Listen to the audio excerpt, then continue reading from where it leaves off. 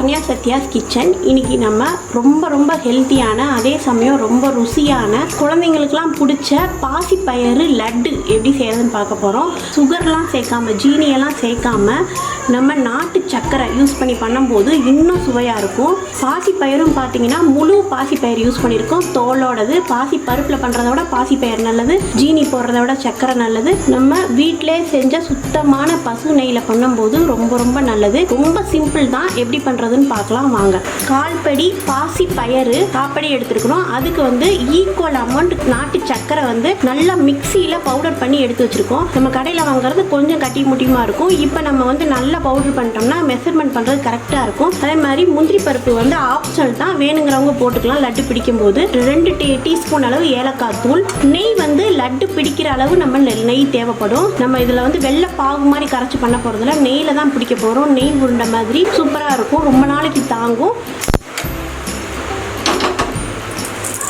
இப்போ கடாய் நல்லா காஞ்சிருச்சு. காஞ்ச பிறகு பாசிப்பயிறு நம்ம சேர்த்துக்கிறோம். இதை நல்லா வாசம் வர மாதிரி வறுத்துக்கிறோம். கைவிடாமல் வறுத்துக்கோங்க.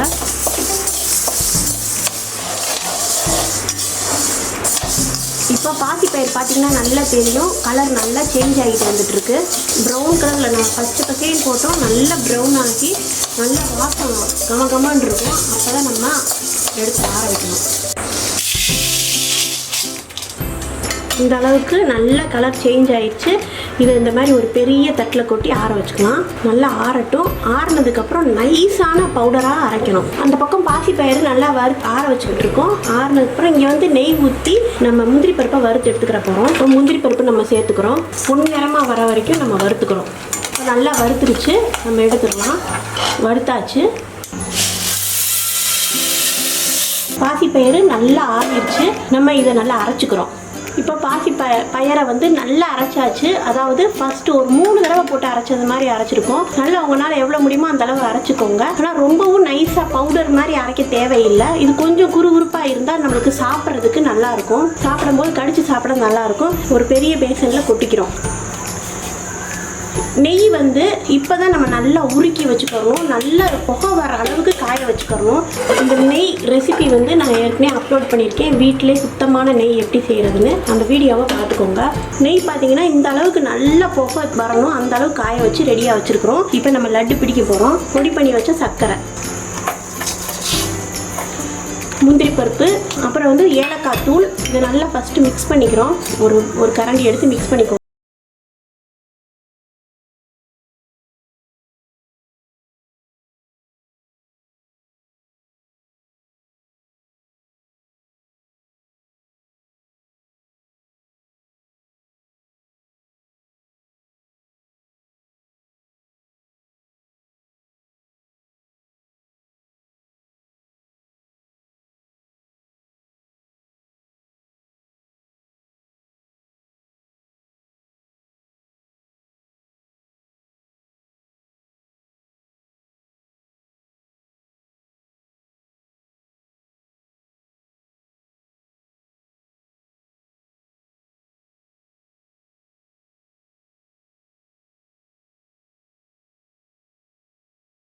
லட்டு பிடிச்சாச்சு. இந்த மாதிரி அழகாக சூப்பராக வந்திருக்கு பாருங்கள்.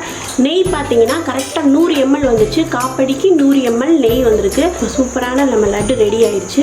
இந்த சத்தான ஆரோக்கியமான லட்டை எல்லாரும் உங்கள் வீட்டில் ட்ரை பண்ணி பாருங்கள். குழந்தைங்களுக்குலாம் கொடுங்க, ரொம்ப பிடிக்கும். இந்த வீடியோ உங்களுக்கு பிடிச்சிருந்தா இந்த வீடியோவை லைக் பண்ணுங்கள், ஷேர் பண்ணுங்கள். மறக்காமல் சேனலை சப்ஸ்கிரைப் பண்ணி வச்சுக்கோங்க.